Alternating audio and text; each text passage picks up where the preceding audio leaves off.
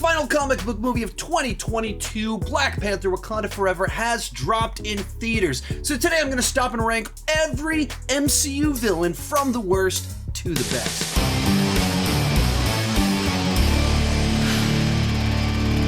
Share your ranking down below in the comments section. I'm ranking them based off their characterization, the intrigue, how compelling of a threat do they pose to our heroes, not based off their power level. Today's video is brought to you by Upside. This year, inflation has been driving up the prices on everything. I live in Texas. Everything is far away. It takes a ton of gas to get there. So with gas prices going up, I'm spending a lot more time debating, is it even worth it to go to certain places? Now, thanks to Upside, I don't have to worry about that. You can get cash back on gas, groceries, and dining with Upside. To get started, download the free Upside app in the App Store or Google Play, use promo code Chandler and get $5 or more cash back on your first purchase of $10 or more. It's super easy. You just open up the app and it will show you nearby offers and how much cash back you get. So it turns into a little bit of a game for me where I try and find the best offers of what I need, where I'm going. Next, claim an offer on Upside for whatever you're buying, and then you just check in at the business, pay as usual with a credit card or debit card, and you get paid. Download the free Upside app and use code Chandler to get $5 or more cash back on your first purchase of $10 or more. The link is down below in the description, and let's get started. In last place, Todd Phelps, Hulk King from She-Hulk. Now, if this had been the villain for like a standalone episode where they were trying to poke fun at the trolls on the internet, I probably would have gotten a little bit of a kick out of it, and he would have been higher up on this list. But they decided to make this the main villain of the season. The show's online trolls are the main villain of the season, in which case he just keeps coming back. They keep setting up all these things, and then when you get to the finale, they themselves as writers acknowledge everything that they set up makes no sense and is stupid. This is a mess. None of these storylines make any sense. And just make it this meta commentary thing instead. So if you yourselves, as the writers, think that this is a nonsensical plotline and a bad villain, I'm going to agree with you. Number 58, Malekith from Thor the Dark World, a villain only memorable for how forgettable he is. Who? He's not given a single defining character quality, anything interesting about his personality that makes him stand out from all the other dark elves. He just wants the ether, and even his plan is a little bit confusing. So just an absolutely forgettable villain. 57, Trevor the Mandarin from Iron Man 3. And this character barely qualifies as a villain because it turns out that he's just a character being played by a ridiculous actor. But for the first 2/3 of this movie, he is this intimidating, imposing threat that's holding the nation hostage. And then Shane Black decides to subvert expectations, do something unexpected, and replaces him with something less interesting, less imposing than the Mandarin that we had at the beginning of the film. So this was an ill-conceived idea that angered the fan base and gave us literally like poop jokes. I wouldn't go in there for 20 minutes. Now. Next up, the Supreme Intelligence from Captain Marvel. And the big problem here is that the way the Supreme Intelligence is visualized is by showing a different character based off who is talking to the Supreme Intelligence, in which case the Supreme Intelligence itself has no specific personality. It has nothing that stands out. And they create this lore surrounding this Supreme Intelligence, and it hasn't tied into anything else since then. Not impressed. So it's just an evil thing that was there briefly and didn't stand out on its own. 55, Shocker. And we actually have two different Shockers in Spider-Man Homecoming. They function as just henchmen for Vulture. And this is a weird one because they took a classic Spider-Man villain, gave us two of him, and both of them are just eliminated so quickly. Why would we do that? They even cast two solid performers to play each of these different versions of the Shocker, and they don't do anything with the character. They totally waste both the character of Shocker as well as two solid actors. And I just don't know what they were thinking, if they had bigger plans here or what, but it was such a waste. 54, Aisha and the Sovereign from Guardians of the Galaxy Volume 2. There's a good idea in here about this deeply proud and arrogant society that hire this irreverent crew, the Guardians of the Galaxy. Naturally, they will come into conflict with one another, and that's what happened. The way it plays out, I think, is just too cartoonish, too silly, where when they get into their spaceships for the battle at the beginning, it's legitimately 80s arcade game sound effects coming from their machines. And so, if the movie itself doesn't take them seriously, neither can I. Then we have Sutur from the Thor films. There's not a lot of backstory here or character development, but I do like the idea that there's these incredibly powerful creatures out there in the universe that when they're unleashed, there can be terrible destruction. In the case of Thor Ragnarok, because of the way the story unfolds, Sutur is responsible for Ragnarok taking place. And so there's something fun about that for like a big boss fight, but not like a great villain when it comes to this story or anything like that. 52, Sonny Birch from Ant-Man and the Wasp. And this character is almost like the polar opposite of Sutur. If Sutur is about how it's fun that there's creatures out there that can destroy Asgard, the other side to that is that it's fun that you just have kind of these arms dealers on the street level on the Earth. Once again, there's not a lot of backstory. There's a bunch of mysteries about who is trying to get Pym's lab and that technology that haven't been answered. So not a fantastic character, but I just like a little bit mildly enjoy the idea that there are these people trying to get hold of Avengers tech for their own purposes. 51, Taskmaster, and this was such a tremendous waste of a cool character with a cool power set. Taskmaster is able to learn how to do things just by watching them do it. So in the movie, Taskmaster is watching Iron Man 2, so Taskmaster learns how to make a bad Iron Man film. There's so much potential of what you could do with this character, and instead of playing that out, they just turned Taskmaster into a glorified henchman, a human puppet that's been brainwashed. And so there's a couple cool fight scenes in there. There's a plot twist related to the character that mildly works. Can he wipe out that much red? Dreykov's daughter? But it's a total waste of the character, and hopefully when Taskmaster returns, Taskmaster can be redeemed a little bit. We've made it to the top 50 with Sharon Carter, a character who was initially an ally to Captain America, but post-Blip has turned into this international arms dealer who's essentially a villain and masterminding a bunch of things. There's a really interesting idea in there about a good person turned into a villain because they lived through Armageddon. They lived through the end of the world and they come out on the other side of it radically transformed in a bad direction. That's an interesting idea, but they don't tell that story. They just jump straight from she's an ally to she's a secret villain that we're going to twist reveal, and it was really obvious. The twist was really obvious, in which case it didn't feel earned. It felt like too big of a jump where you didn't fill in the gaps, and so I just couldn't believe it.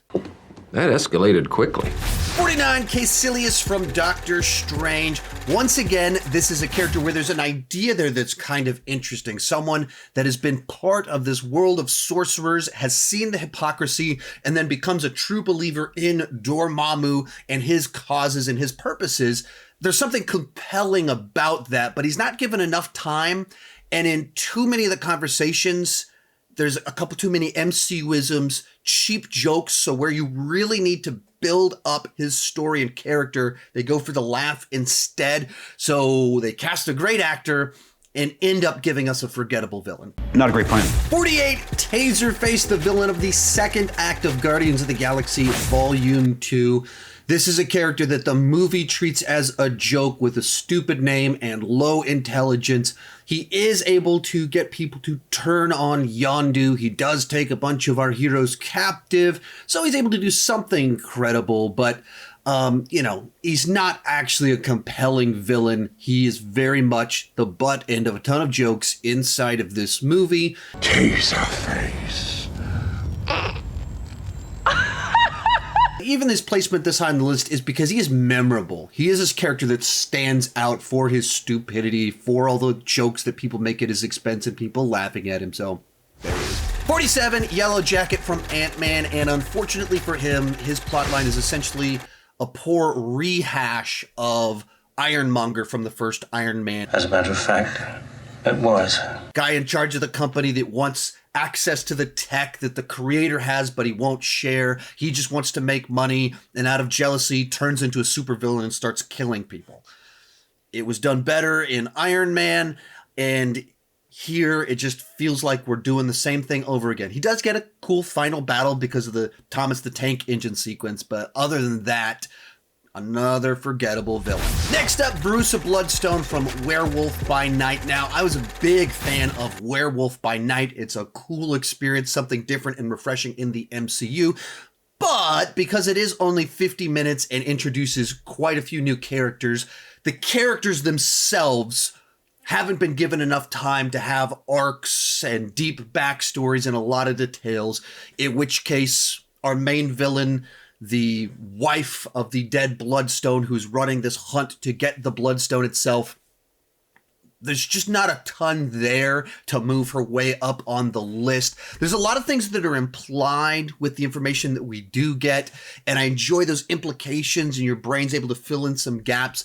And so it was effective enough for the story that was being told. There wasn't something that I thought was done wrong here. There's just not a lot to move the character up the list. 45, Karli Morgenthau from Falcon and the Winter Soldier, and another villain where there's a good idea in there, but it's kind of lost in poor execution. The central conflict in Falcon and the Winter Soldier is this idea of during the blip, the people left on the Earth kind of moved into specific spaces, and then people blipped back and they wanted back in their homes. There's a conflict there that's an interesting tension of what do you do in that situation, and on a global level that will lead to all sorts of battles over conflict and things like that. That's a good idea. That's an interesting idea.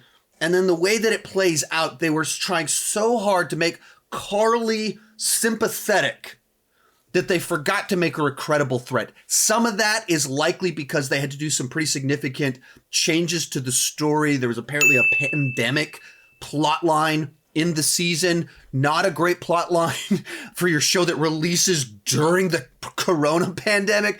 And so they had to cut some things out. And maybe that would have made all the difference for me, but I just felt like they had her doing very lightweight things for the majority of the season. And so she just never felt like someone that we needed multiple superheroes to try and take her down. 44, RazorFist from Shang-Chi. He's essentially a glorified henchman, but a fun henchman nonetheless. I'm certainly biased here as I love the Rocky franchise, and he was Son of Drago in the last Creed film, so naturally I'm rooting for him. But he's given a couple funny moments in there, he's given some solid fight scenes in there, and he's got a sword for a hand, or a razor for a fist. But a guy with a freaking machete for an arm just chopped our butts in half. 43, the Deviants from Eternals, and this one was a baffling misfire for me because they set up and almost had a series of very interesting twists and turns all along the way, where the Eternals are sent to Earth to battle the Deviants and push them back, only for it to be revealed that the Deviants and the Eternals themselves all are being used by the Celestials, and the real threat are the Celestials. You get into the third act, there's literally a moment where they're about to kind of like, let's all team up to battle the Celestials. And then they go, nah, let's not do that. Thena's out for revenge. Thena, he's trying to go. And then they waste all of the things that were interesting in the connection between the Eternals and the Deviants just to do a standard revenge fight at the end. I just thought it was baffling that they didn't play out the interesting stuff that they set up. 42, Whiplash from Iron Man to another character that on paper looks like a great setup for a villain, where you have the son of a man that worked with Howard Stark. The son himself is brilliant and can build his own incredibly dangerous technology. On a mental level, he is a threat to Tony Stark.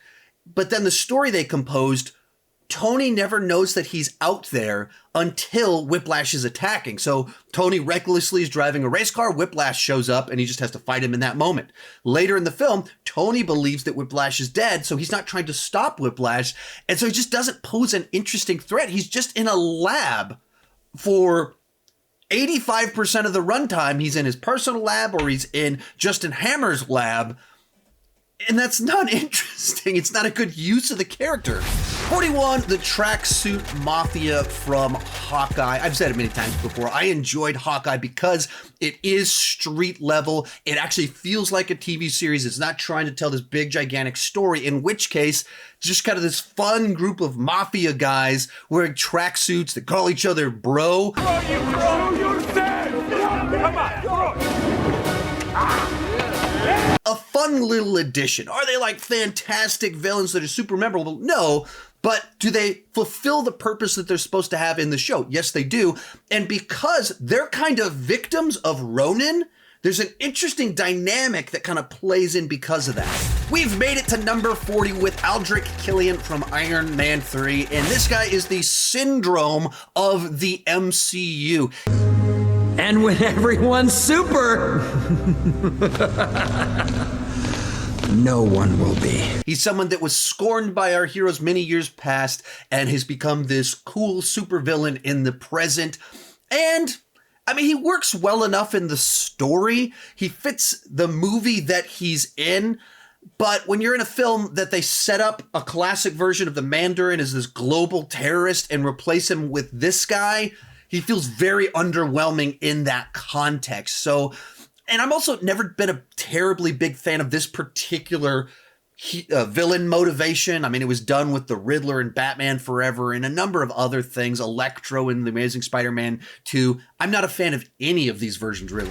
39, Ghost from Ant-Man and the Wasp. And I don't have any problems with Ghost. The idea of this character who was a victim of this other group of people's experiment that had terrible consequences on her, and thus she's doing villainous things, but for the purpose of just trying to stop the pain that she's feeling, that's something a little bit different. It's not the most compelling threat for our superheroes to try and stop, but as a side villain in the film, it works well enough.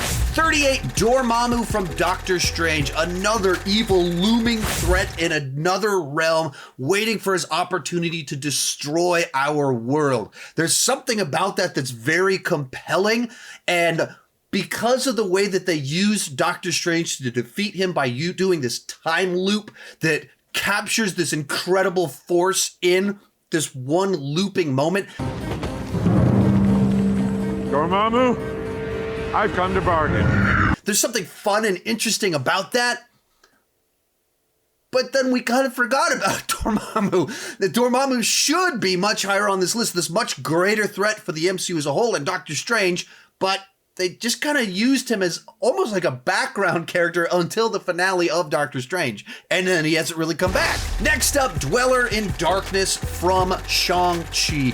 Much like Dormammu, I like the idea of these looming evil threats from another realm that are trying to break into our world and take over. Likewise, I like the idea of Dweller in Darkness using the influence that Dweller has to influence Wenwu to try and open the gates and everything like that. There's some interesting ideas in there, but at the end of the day, it's once again this nebulous evil force behind a gate that just shows up for a boss fight at the end. And it's a fun boss fight, but that's all this big looming evil threat turns out to be in the film. 36, Dreykov from Black Widow. And while a lot of people weren't crazy about this film and this villain in particular, I kind of like the fact that at its core, the stakes are more personal and the threat more grounded. And a character like this feels very much like he's not terribly detached from reality of this just person that's manipulating politics, doesn't care about people, just cares about gaining more and more power and influence. And it's those more kind of grounded aspects that kind of lift him up that to where he's not bottom tier for me. I like the idea here. Now, as the way it plays out, it's just kind of an evil dude moving the strings and being the puppet master of everything. So maybe there could have been more here to kind of flesh things out a little bit, but I didn't mind this villain. 35, Ego from Guardians of the Galaxy Volume 2, and this is one of the most disappointing villains on this list for me. Now, not necessarily one of the worst, but one of the most disappointing because they got Kurt Russell to play Star-Lord's dad. That's awesome, and he's going to be the answer to these questions about Star-Lord's cosmic powers. Very cool. I just don't like the story that they told, the way that they told it, when they revealed certain pieces of information, in which case, for most of the first 2/3 of this movie, Ego is taking naps or playing catch. And then it's a story where you want there to be this tension in Star-Lord of, do I side with my biological father or the family that I've found through these adventures? And they make such a terrible case for siding with his biological father. It's just kind of revealed, by the way, you had thousands of siblings that I killed because they weren't good enough, and I killed your mother. Do you want to join me? There's no conflict there. And so they took something where there was an opportunity for something really interesting, actually tempt Star-Lord to side with Ego, and they just made it something, well, obviously he's going to want to kill the person that killed his mother. And they also did it in a way in which case it's like, he immediately just turns to kill his father. I don't like that either. So there's so many things here that could have been better than they actually were. At least for me, as someone that's not a big fan of Guardians of the Galaxy Volume 2. I know a lot of you love it. Really? Well, agree to disagree. Next up, Ronin the Accuser, not to be confused with Ronin, Hawkeye during the blip, which when I was trying to look up this graphic right here, I kept getting Hawkeye during the blip. And I know a bunch of you find it sacrilegious that I have him above Ego. What are you doing? I'm distracting you big turd blossom.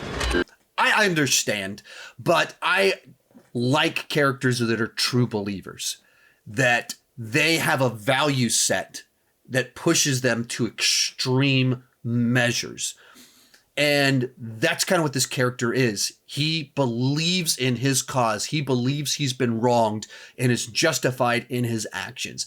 Now, he's not even in the top 30, so I don't think he's a fantastic villain. The fact that they brought him back in Captain Marvel and didn't do anything to add layers, depth, or anything, he's just like, once again, standing there as a true believer, that was kind of a weird choice if you're going to bring him back. But I've never been as negative on this character as well. 33, the Other and the Chitauri from the Avengers. And at their core, this is essentially a cannon fodder army that invades New York that our Avengers must stop.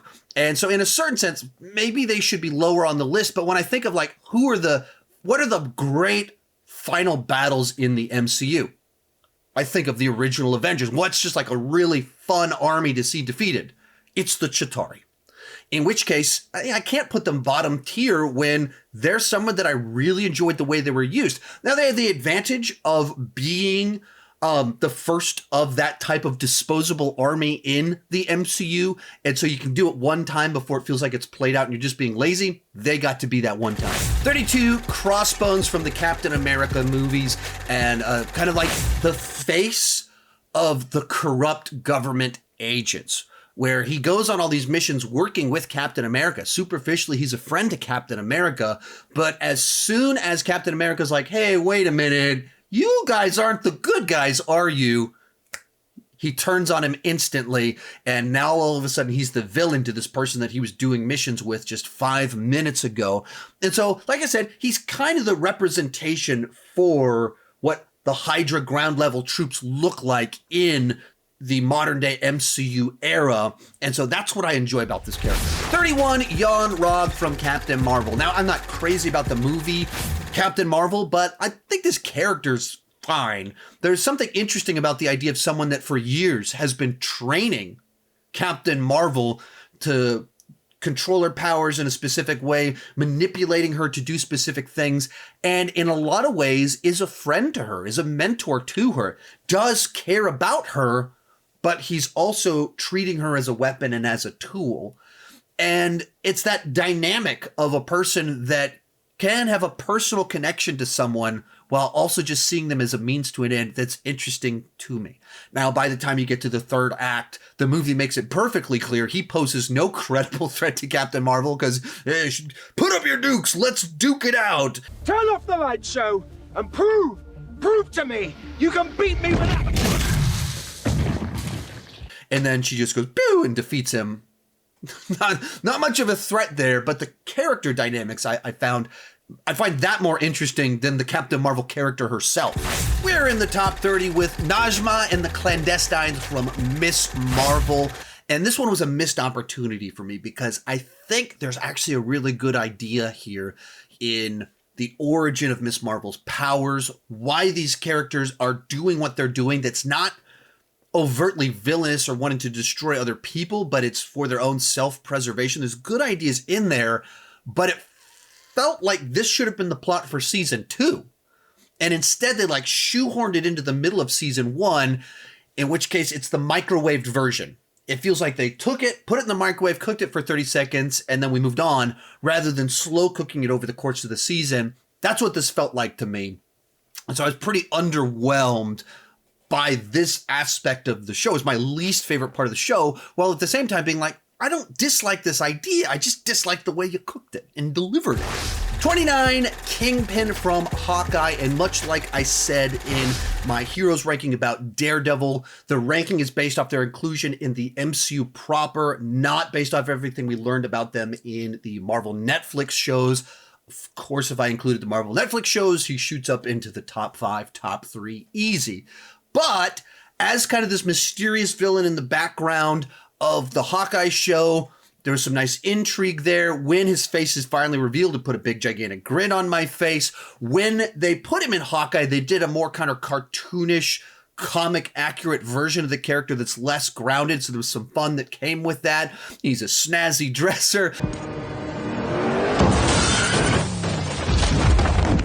And they hinted at all of his connections to these other characters like Echo, as well as he's almost certainly returning in the future. So a lot of potential here, but based just off his appearance in the MCU proper, he hasn't lived up to his full potential. 28, Hayward from WandaVision, and he's way less of a villain here than Wanda herself is. She's the one that took the city hostage. He's the government agent trying to stop her from doing that and trying to find ways to develop weapons to stop future threats like Thanos if they come back. That's a reasonable thing to do. Now, he certainly is antagonistic in the show, but people try and make him out to be so much worse than he's like, he tried to shoot some kids in the finale. He tried to shoot kids that weren't real. They didn't actually exist. So from his perspective, those are just part of her delusion that's holding people hostage. So he's not the most interesting. He's barely a villain, but I think the way that he's used as an antagonist while actually doing something that's not really villainous is interesting. 27, Cameron from Miss Marvel, and I felt he was the better aspect of the clandestine plotline, where he's torn between his obligations to his family and his personal connections to his community. You and your mom are close, huh? That's sweet. Yeah, well, we moved around together a lot.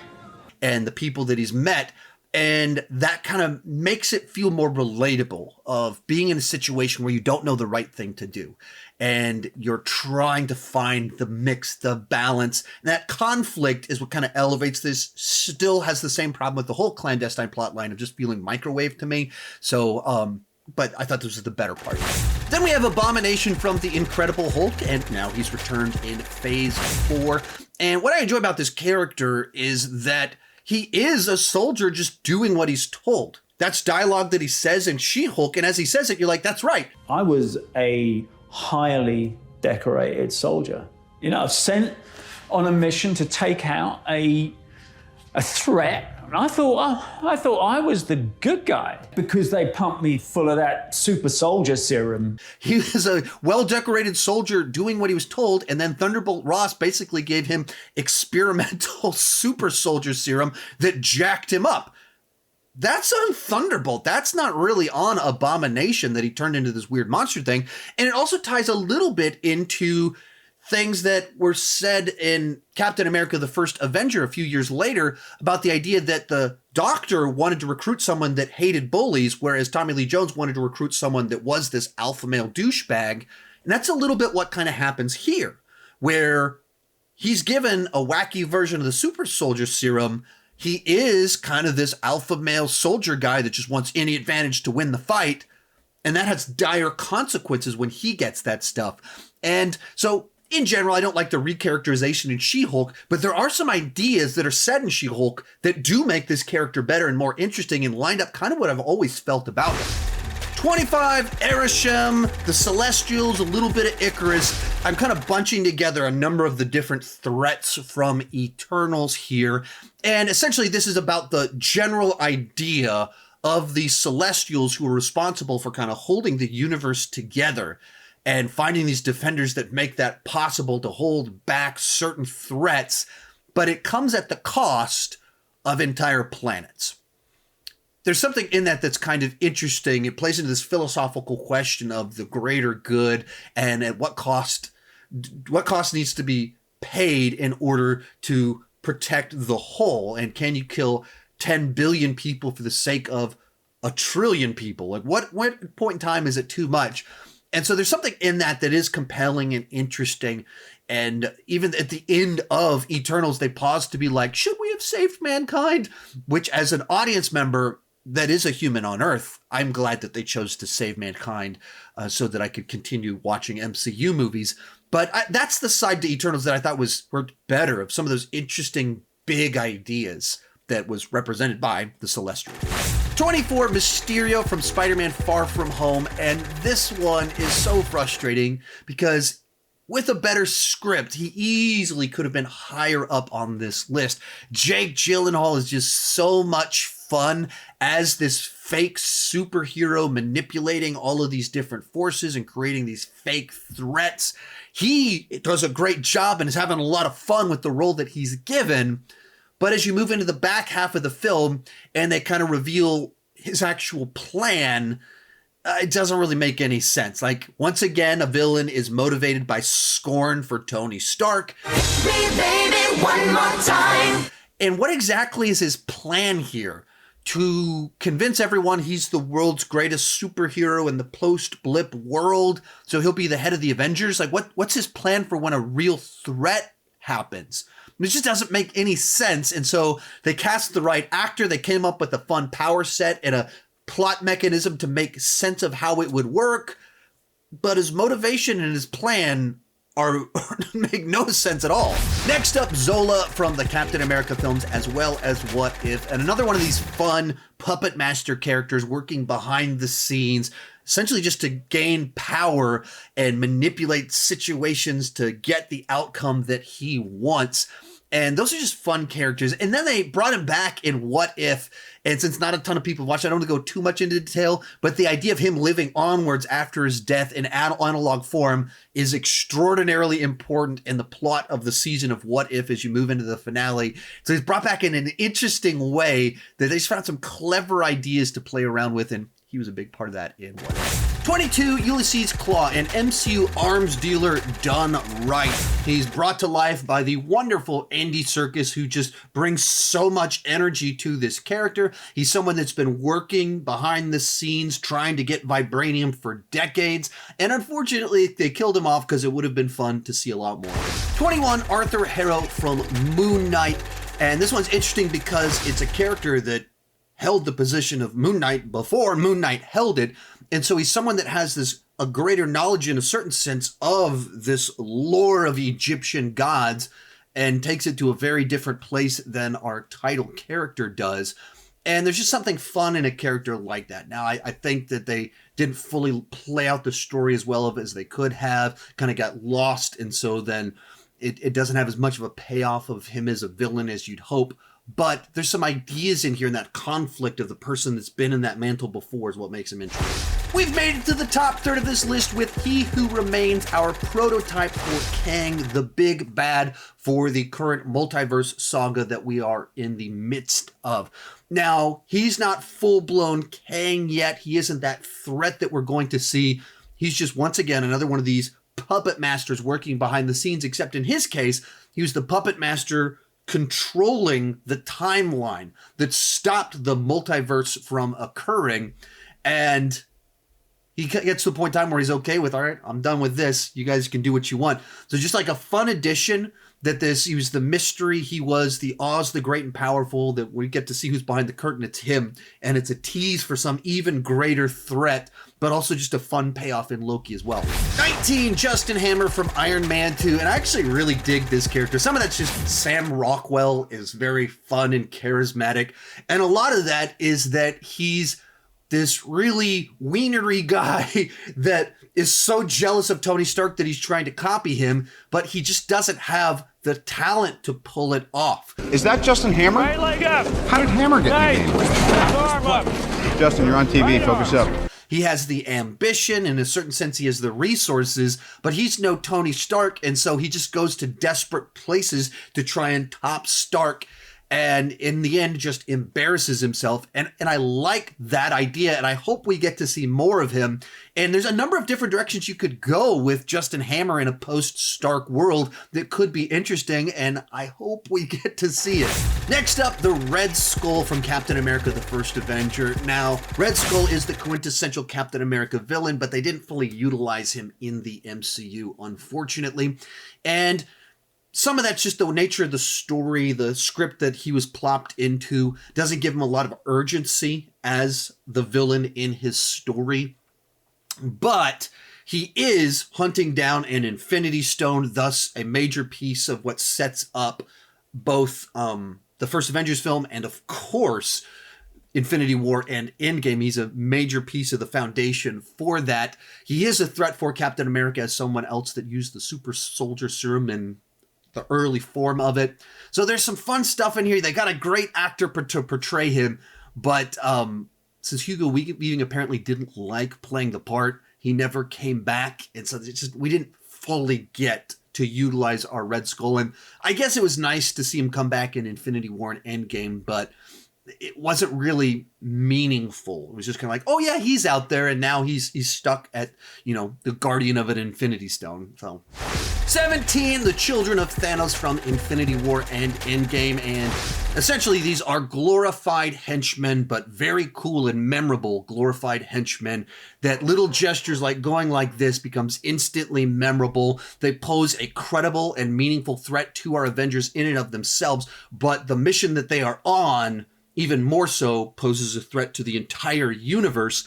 So they might not have in-depth backstories or huge arcs, but as characters that you remember as part of what led to Thanos' victory, they are a key piece in that, of gathering the Infinity Stones.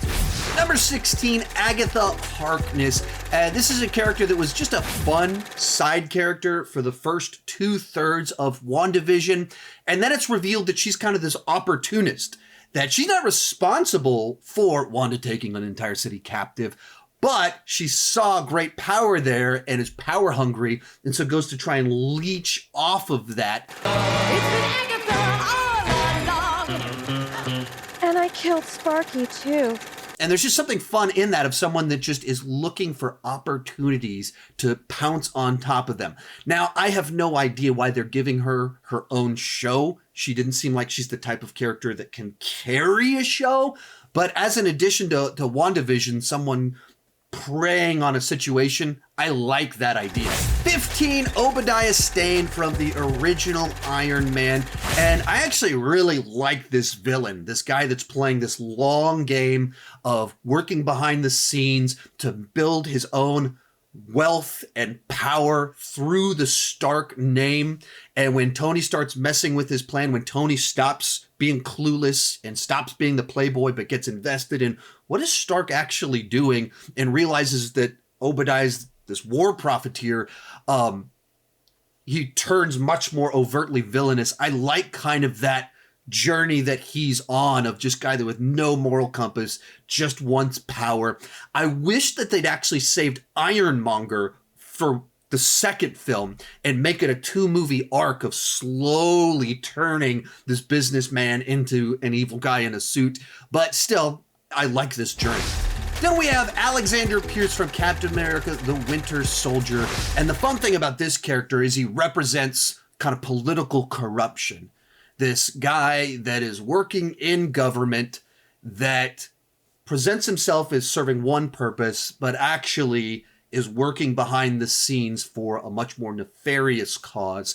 And there's something about that that's uniquely terrifying. In a fight, of course, Captain America will destroy him. He's not the guy that's out there actually doing this stuff.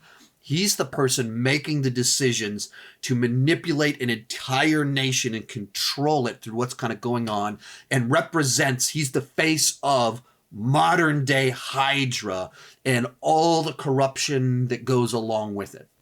13, Gore the God Butcher from Thor, Love and Thunder. This is a frustrating one because there's a fantastic idea here that in a better movie would have been like top 5 for me. Just based off the casting, they brought in Oscar-winning actor and comic book movie legend Christian Bale to play a villain in a comic book movie, and he's someone that feels deep anger towards the gods, and he's put in a franchise where our hero is a god. That's inherently interesting. And they introduce essentially the theological and philosophical problem of evil. But our faith in you never wavered, and now we await the promise of the eternal reward. He thinks there's an eternal reward! As the motivation for this character, and the sword kind of takes advantage of him to drive him to this very vicious, violent place. All of that on paper is awesome. The setup is great, even in the first few minutes of the film. It's like, man, that's going to be really cool. And as I've said in other videos, I felt like the movie itself undercut all the drama, all the great ideas, all the philosophical questions by just going too jokey.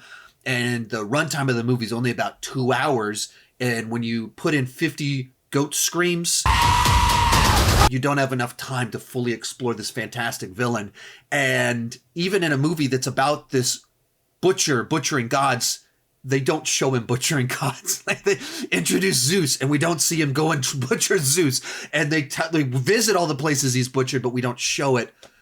And so you have a great idea, great actor, and the execution let it down. But still, there's so many awesome things here, even with a not so awesome movie.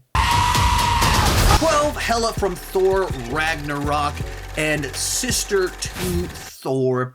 And what I liked about Hela is that her as a character reveals how Odin is really not a great guy. The movies present Odin in a certain sense as the noble king of Asgard, and just how prim and proper the world of Asgard is. You just assume certain character of Odin. But all along the way, there's been these implications of all these things he did in the past that are far less noble than where he is today. And Hela is kind of the ultimate example of that he was not a good guy when he was younger, did traumatic damage to Hela, his daughter, and she is just out to destroy everything that he stood for. And ultimately, it leads to the destruction of Asgard through Sutur and everything that unfolds. She's a big enough threat to Thor that he loses an eye because of her. And so just on so many levels, a solid villain and then a fun personality on top of that. Number 11, the Winter Soldier from Captain America, the Winter Soldier. And this one represents something really dark and nefarious in that the human there, Bucky, is a good person. The Winter Soldier is a tool of corrupt, evil men. And there's something very disturbing about that they took someone, turned him into a weapon and instrument for the cause of their evil, their corruption, their pursuit of power. And so when Steve is battling the Winter Soldier, he's battling the physical body of his friend, but also the evil cause that's out there. And there's something very interesting and compelling about that when you kind of combine what he stands for versus who is actually there standing in front of our hero. And he's defeated not just through punches, but through his friend remaining loyal to the Winter Soldier and causing him to kind of snap out of it. It's just very interesting and terrifying at the same time. Bringing us into the top 10 is Ultron, and the villain that demonstrates how kind of the biggest enemy of the MCU was its biggest hero, Tony Stark, where in his desire and his arrogance to try and create a shield for the Earth, which could have protected the Earth from Thanos showing up, he actually creates a villain that's trying to kill all of mankind. And Ultron is infused with just a little bit of Tony Stark's personality in there that makes for something interesting all along the way. That's a robot with just a bit of that snark in there as well. This is one where the movie itself was a little bit cluttered in explanation, so they didn't fully get to use Ultron. And I think they make him maybe too jokey at times, where it underscores how dangerous of a threat he is in certain moments, because they play a little bit odd. And so it's not the best version of Ultron we could have gotten. There's so much cool stuff in here at the same time, even leading to another kind of gigantic disposable army of Ultron bots, but tying back to an actual personality makes it fun and interesting. Speaking of Ultron, we have Baron Zemo from Captain America Civil War, as well as the Falcon and the Winter Soldier, and essentially a villain created by what Ultron did.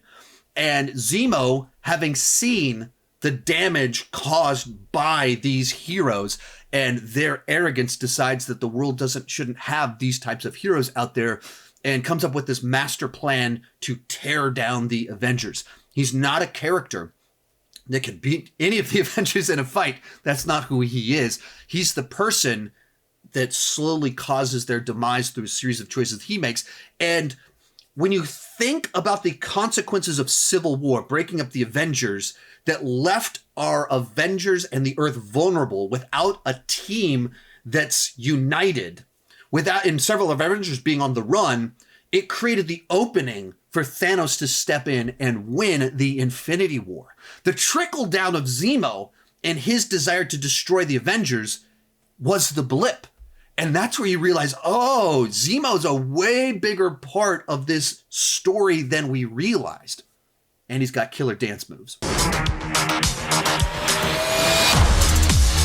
Number 8, the Vulture, the Walter White of the MCU. Say my name. A guy who's just trying to take care of his family and feels like he gets screwed over by the system, by the man, and decides in the process to start using all this tech that he's stolen to create weapons, and step by step goes from guy that was an honest businessman into small-time criminal into large-scale arms dealer selling very dangerous items and doing heists to be able to pull it off, all while still being this guy in the middle class with a daughter going to the high school, worried about who's taking his daughter to homecoming. And also, I thought it was a really effective twist on that first viewing, where you're not expecting Vulture to open that door, and then he does, and you're like, oh crap, he found his girlfriend's house. No, he's the dad to the girlfriend.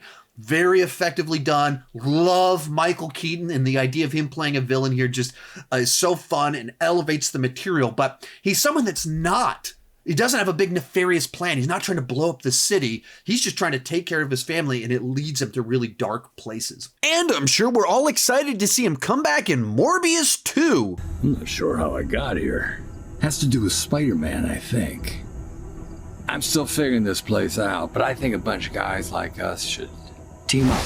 Next up, Green Goblin and the Multiverse Villains from Spider-Man No Way Home. And as I go into this one, it's based off Spider-Man No Way Home. I'm not pulling in all their backstories from the franchises that they come from. But what's fun about this one is that you have a person whose experimentation on himself has driven him mad.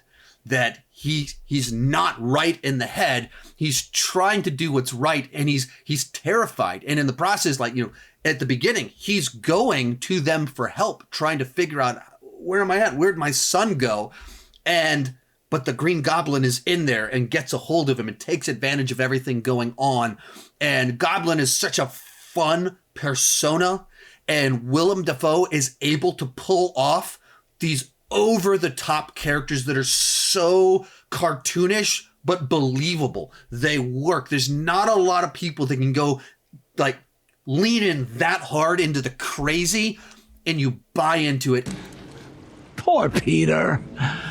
Too weak to send me home to die. No. I just want to kill you myself.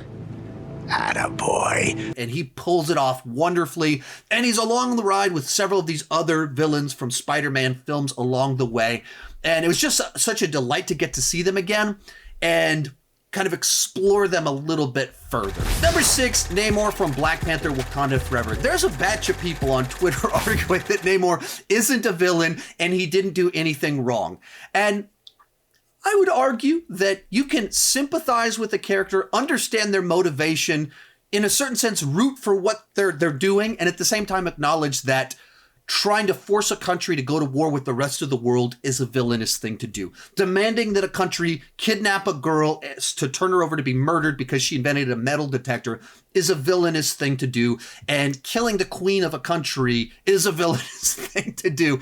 But the fact that he is sympathetic enough and understandable in his motivation enough that is a whole side of Twitter that's saying, like, he didn't do anything wrong. He's not a villain.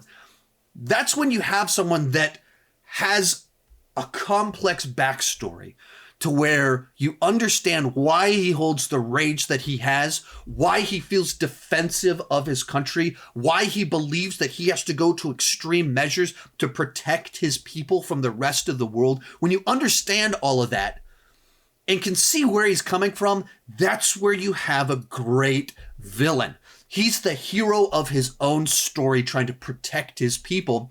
And even though at the end of the film he loses the fight, he actually won what he wanted.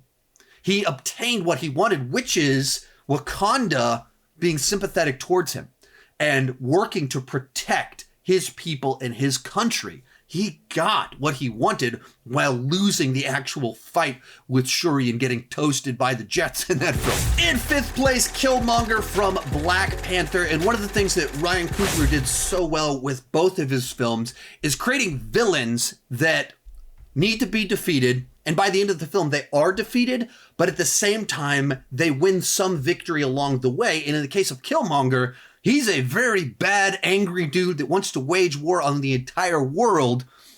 But there is at least some nugget of truth in what he's arguing for, that Wakanda has all these resources that could help people across the globe, and they haven't been doing that. They have power, they have resources, and they're not leveraging that for the weakest of the world. And through his villainous actions and what he says along the way, he's able to shift T'Challa and Wakanda to be a better nation, to serve the world better with their resources. And that's, once again, where you have a compelling villain, that there's multiple layers to it, that maybe while they need to be defeated and absolutely are evil villains, there's something in there that's true enough. In 4th place, Wenwu, the real Mandarin from Shang-Chi. What I love about this character is that there's just so many layers to him. He was this evil conqueror for centuries and finds love and wants to leave all of that behind. But there's dire consequences that come when you've been burning down the world behind you. You make a lot of enemies, and as he tries to calm down, it leads to there being consequences. And even as we move into the main story, he's driven by love.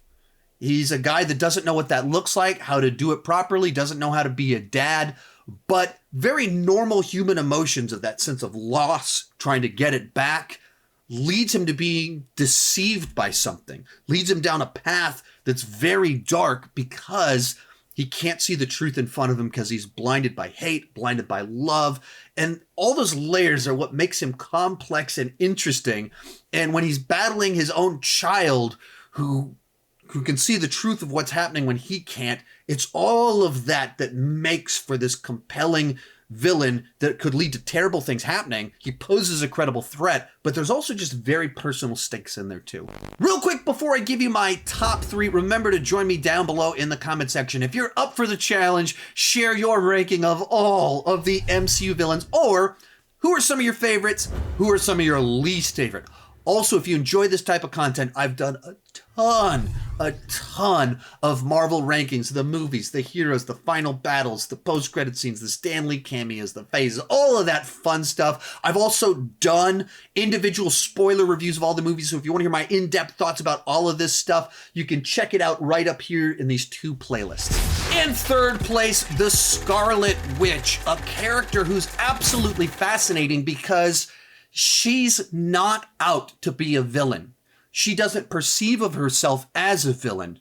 She's someone who is just horribly wounded at their core and continues to lose everything in everyone that she loves. I can't feel you. And because she's incredibly powerful, in her loss, in her sadness, in her sorrow, in her grief, it continually drives her to very dark places, whether it's siding with Ultron, whether it's taking a city hostage and creating a fantasy where she can have everything that she wants, or whether it's just going down this dark place where she gets the dark hold, turns to dark magic to try and get back her children that were never real in the first place. That's what makes her fascinating. She's not driven by hate. She's driven by love and by loss. And she wants to be a good person. She just wants to be a mother and have a family, and it keeps being taken away from her. Our runner-up, Loki from the entire MCU. A character who can be evil, he can be good. He's always trying to serve himself. And he's one of the most complicated characters in the MCU because he does love Thor. He does love his family, but he's very jealous. He's very damaged and broken. He doesn't know his place in this world. And it keeps driving him to try and feed this hole in his soul. And that goes to all kinds of wild places, whether it's manipulating in Asgard, teaming up with the other in the Chitauri to take over the Earth while kind of serving Thanos, while teaming up with his brother to be a hero. It goes to all these different places, all while trying to fix himself in ways that none of these pursuits can heal the damage that's been done. And that's what's so compelling. But in first place, Thanos, the big bad for the Infinity Saga, someone who suffered incredible losses on his home planet, sees that what happened on his planet is something that can happen to the entire universe, and sets out on an insane plan to try and resolve all of this by destroying half the universe. Because that's what heroes do. And what they do with the character, that he has this mustache twirling insane plan to kill everyone, but they keep making it clear he's doing this at great cost to himself. It's not just that he's willing to sacrifice other people. It's not just that he's mad crazy for power. He feels deep pain with the choices that he's making, with having to sacrifice Gamora. What did it cost? Everything. He absolutely is willing to pay the cost that he's putting upon others as well. And that's kind of what makes him interesting. He's such a true believer in his cause that he will do anything at any cost to others or himself to achieve it for this grander plan that he believes in. And there's something deeply compelling about that. He's someone that was able to defeat our Avengers in his pursuit of all of this. So he poses that credible threat. And when you put it all together, he's interesting, he's compelling, he's multifaceted, and he's, of course, an incredible threat. So he comes in and number 1. If you enjoyed this video, remember I got more like it right over there in those playlists. We got my awesome MCU rankings there. We got my full spoiler reviews down there. If you want to get cash back on your purchases, remember to download Upside from that link down below in the description. Thank you so much for watching, and keep talking movies too much. Bye-bye.